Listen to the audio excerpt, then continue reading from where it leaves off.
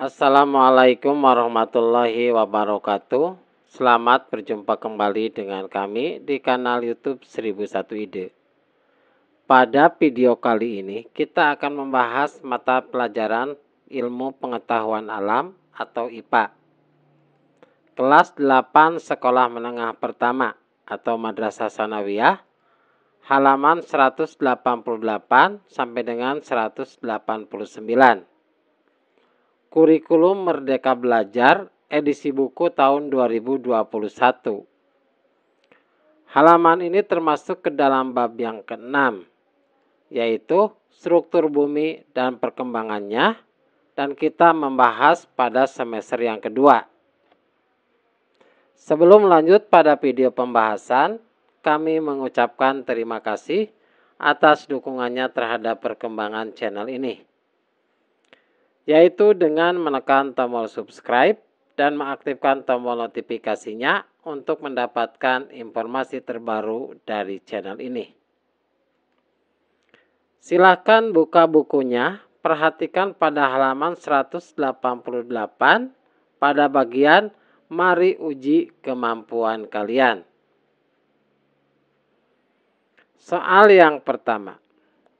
Mengapa Alfred Wegener mengajukan teori Pangea?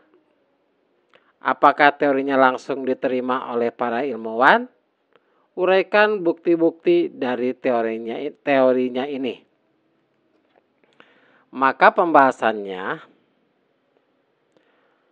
hal yang melatar belakangi pengajuan teori Pangea atau latar belakang dari teori Pangea adalah bahwa Wegener mengungkapkan teori ini pada tahun 1915. Yang kedua, menurutnya, bumi terbentuk dari satu permukaan utuh yang sangat besar, yang disebut Pangea, yang berarti satu bumi. Kemudian, apakah teorinya langsung diterima oleh para ilmuwan? Penerimaan teori ini adalah yang pertama, meskipun kontroversial pada awalnya, teori ini semakin diterima oleh ilmuwan setelah bukti-bukti geologis dan paleontologis semakin kuat. Kemudian, pada tahun 1960-an, teori ini mendapat dukungan lebih lanjut melalui penemuan punggung tengah Samudra Atlantik yang menunjukkan pergerakan benua-benua. Jadi kesimpulannya adalah, meskipun tidak langsung diterima, teori Pangea oleh Alfred Wegener telah memberikan kontribusi besar dalam pemahaman kita tentang evolusi permukaan bumi dan pergerakan benua-benua.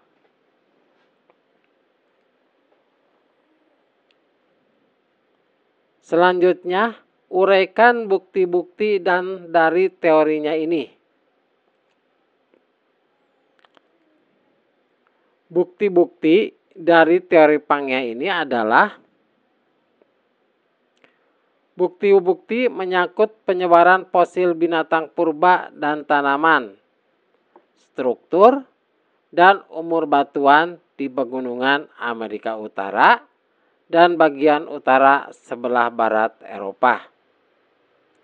Demikian juga gunung-gunung di Afrika dan Amerika Selatan.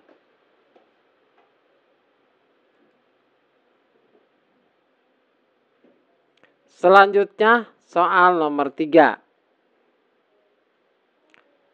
Perhatikan gambar peta bumi di bawah ini. Tanda panah menunjukkan gerakan lempeng. Identifikasilah di bagian mana sajakah gerakan lempeng konvergen, divergen, dan transform yang terjadi. Maka perhatikan pada gambar peta dunia tersebut. Pembahasannya adalah lempeng yang bergerak secara konvergen. yaitu lempeng Eurasia dengan Pasifik, lempeng Indo-Australia dengan Eurasia, lempeng Pasifik dengan Indo-Australia, dan lempeng Fiji dengan Pasifik. Selanjutnya, lempeng yang bergerak secara divergen,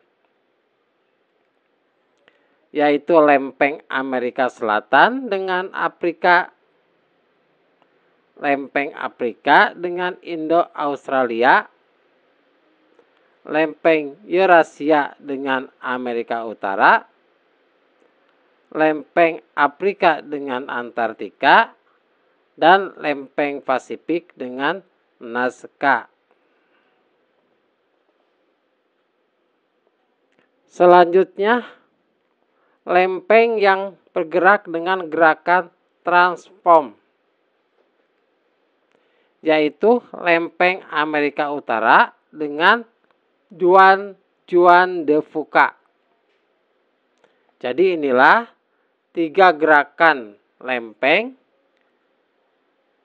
yaitu yang bergerak secara konvergen, bergerak secara divergen, dan bergerak dengan gerakan transform. Selanjutnya nomor 5 pada halaman 189. Pemerintah ingin membangun pembangkit listrik tenaga nuklir atau PLTN pertama di Indonesia sebagai sumber energi listrik karena ketersediaan minyak bumi di Indonesia yang semakin berkurang. PLTN ini menghasilkan energi listrik yang besar, murah, dan aman apabila ditempatkan di wilayah yang tidak memiliki pergerakan lempeng atau potensi gempa. Buatlah tulisan untuk memberikan informasi pada pemerintah di provinsi mana PLTN ini dapat dibangun dengan menyebutkan alasan-alasanmu. Maka pembahasannya adalah pembangkit listrik tenaga nuklir atau PLTN merupakan alternatif yang menjanjikan sebagai sumber energi listrik di Indonesia. Berikut adalah beberapa pertimbangan dan alasan mengenai lokasi yang cocok untuk membangun PLTN. Provinsinya adalah Kalimantan Barat. Alasannya adalah yang pertama potensi uranium dan thorium. Provinsi ini memiliki cadangan uranium dan thorium yang mencukupi. Jadi uranium dan thorium ini adalah bahan baku pada pembangkit listrik tenaga nuklir. Kemudian alasan yang kedua, luas wilayahnya. Kalimantan Barat memiliki luas wilayah yang memungkinkan untuk lokasi PLTN tanpa mengganggu pemukiman penduduk. Jadi Kalimantan Barat ini mempunyai lokasi yang mempunyai luas wilayah yang cukup luas. Dan banyak wilayah yang masih belum ada pemukiman penduduknya, sehingga ini cocok untuk didirikannya lokasi PLTN. Yang ketiga adalah stabilitas geologis. Wilayah ini, jadi Provinsi Kalimantan Barat ini, cenderung stabil secara geologis dengan resiko gempa yang lebih rendah. Dengan mempertimbangkan faktor-faktor di atas, yaitu faktor potensi uranium dan thorium, luas wilayah, serta stabilitas geologis, maka Kalimantan Barat tampak menjadi pilihan yang baik untuk membangun PLTN pertama di Indonesia. Namun, keputusan akhir harus didasarkan pada analisis yang komprehensif dan konsultasi dengan para ahli. Demikianlah video pembahasan mata pelajaran ilmu pengetahuan alam kelas 8 halaman 188 sampai dengan 189 kurikulum Merdeka Belajar. Semoga video ini bermanfaat. Assalamualaikum warahmatullahi wabarakatuh.